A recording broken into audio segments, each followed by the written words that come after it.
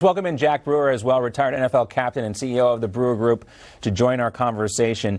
Now, Jack, we were talking about this back in 2016. Rasmussen conducted the same poll, and they found that 60% of likely U.S. voters thought that race relations had gotten worse under since President Obama's election in 2009. Now, you would think with the election of the first black president in this country, people would say race relations are getting better. What do you think? Why do you think these poll numbers are showing something different?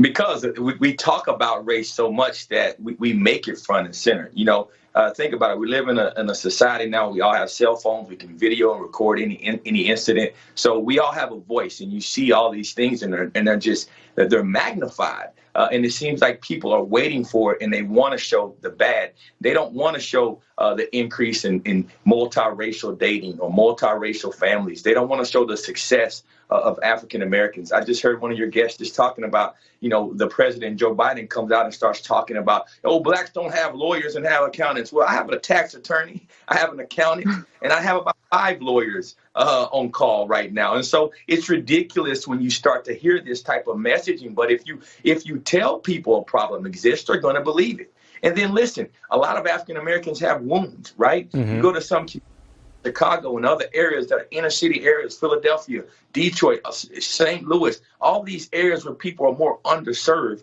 If you start telling underserved people that they're victims, of course they're going to believe it. But if you start showing these same folks hope, they may have a different message coming in. So I think we're perpetuating this untrue statement about this country fundamentally being racist. We do have racism that exists, and that's an evilness. You're always going to have that have prejudices in their heart. But that does not mean that systematically everyone that's born, just because you're white, is racist. It's ridiculous. I want to go to Amanda real quick, Jack, but I want to go back to you on what's happening with the NFL and this race norming story real quickly. But Amanda, we've covered a couple of stories about the White House talking about equity and using COVID relief or some of their purchasing power in the federal government to grow contracting businesses within the black and brown community. Is that even legal? We've seen some legal challenges already with the farm aid specifically that was supposed to go specifically to black and brown farm owners. But under the 14th Amendment, is that stuff legal? I don't think it is. And I think this administration just wants to make a statement. I mean, everything they've done, if you look at the first 40 executive actions that were taken, they in some part, shape, or form had to do with race and creating a system that is more favorable to a certain race versus another.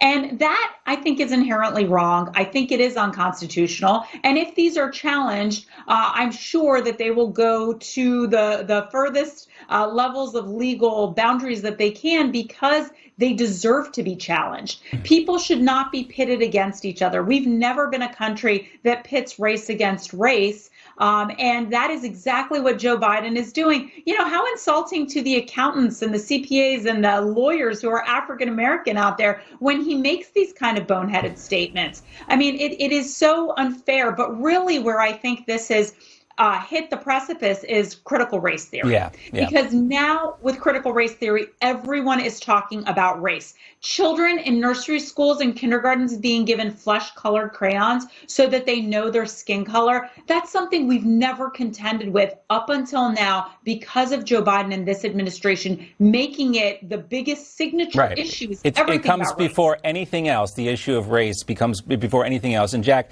speaking of which, I want to talk about what's going on in the NFL right now. They've pledged to stop using this race norming thing, which assumed that black players started out with lower cognitive function.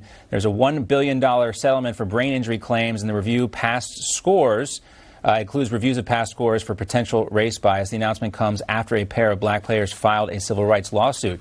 But the thing is, the NFL would have never admitted this unless they were forced to in the lawsuit. Jack, is that right? That's right. And think about it. We're talking about all of these racial issues that don't exist, when the biggest issue right in front of our eyes can just happen because we've put our eyes so much on race that we're allowing these real systematic racial issues to happen.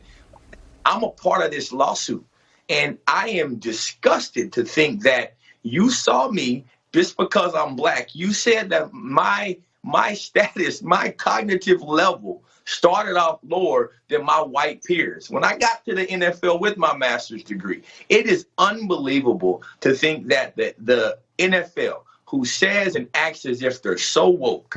They got plastered on their end zones. They support this antichrist doctrine that wants to break up the families. But all the while, in order to keep their pockets fat, they are going to do an injustice like this and use a prehistoric race norming theory to categorize their players. It is embarrassing. I'm embarrassed for the National Football League right now. Well, I mean, that's why they might go so woke, to compensate for this type of stuff. And it takes a lawsuit to bring it up.